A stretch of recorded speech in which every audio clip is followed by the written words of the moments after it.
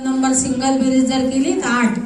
Single कशी करायची माहिती ना, 82 12 असेल तर 8 2 1 2 याची बेरीज करायची, त्याचा सिंगल आकडा काढायचा, त्याला भाग्य त्या गाडीचा नंबर मानतात. अशा इतक्या इतक्या गोष्टी आहेत आपल्या मार्गामध्ये तर त्या आपण माहीत करून घेत नाही.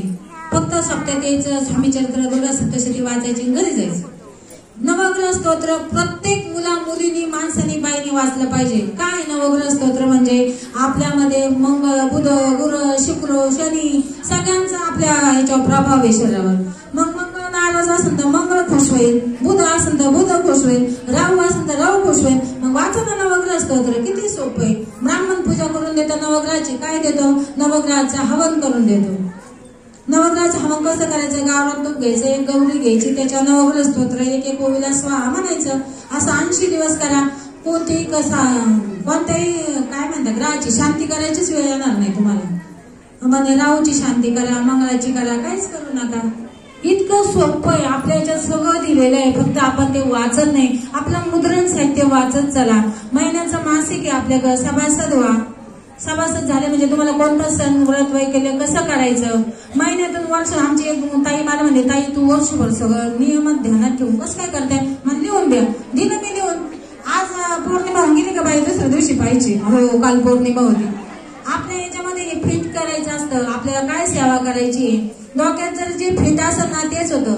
नाही तर आता काय झालंय, राहणीमानाचा दर्जा, वागण्याची पद्धती, खान सान सगळं बदललं. मुलांचे विचार तो ऐकतच नाही. कसं ऐकन, ललित सहस्त्रनाम जर डोक्यावर हात ठेवून मुलांच्या म्हटलं तर मुलांची वाणी चांगली होती आणि मुलं चांगलं बोलायला लागतात.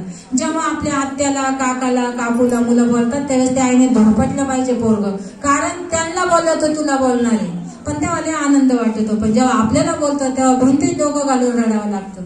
हे लिहून घ्या. मला काय, तुला काय, मला म्हणते तुला काय माहिती आमच्या जावा कशा आहे, काय मला पण जावा आहे, मला पण सासू आहे. पण याला पर्याय नाही. आपण सांसारिक माणसं आहे. आपण बेसिक पाया पक्का केला तरच वरचा सगळी इमारत पक्की होणार आहे. आणि स्वामी सेवा करत असताना सातत्य ठेवा. आता हे माझं वाचन काही एक दिवसात नाही ताई, किती किती वाचावं लागलं तेव्हा वाचाल तर वाचाल, नाही वाचलं तर नाही वाचणार.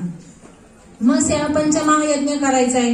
2 आपण पोळ्या करायला कणिकले भिजून नाही ठेवायची 4 दिवसाच्या. जेव्हा जेवढी करायची तेवढीच, कारण आपण कणिकेचा वापर कधी करतो, माणूस गेल्यावर जर तो वाईट काळात गेला ना, पंचक असतं, द्विपादेक असतं, चतुर्पादेक असतं, ते कणिके करून त्यांच्या प्रेताच्या देवा लागत आहे, तेव्हा आपण ती कणिक मळतो.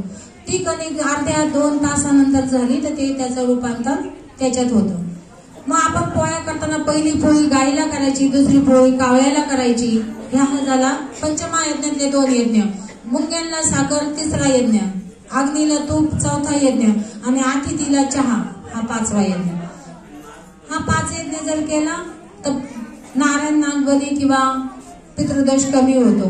पिंपळाच्या झाडाला जर तुम्ही 1 ग्लास भर दूध, 1 ग्लास भर म्हणजे पाण्यामध्ये दूध टाकायचं, काळे तीळ टाकायचे.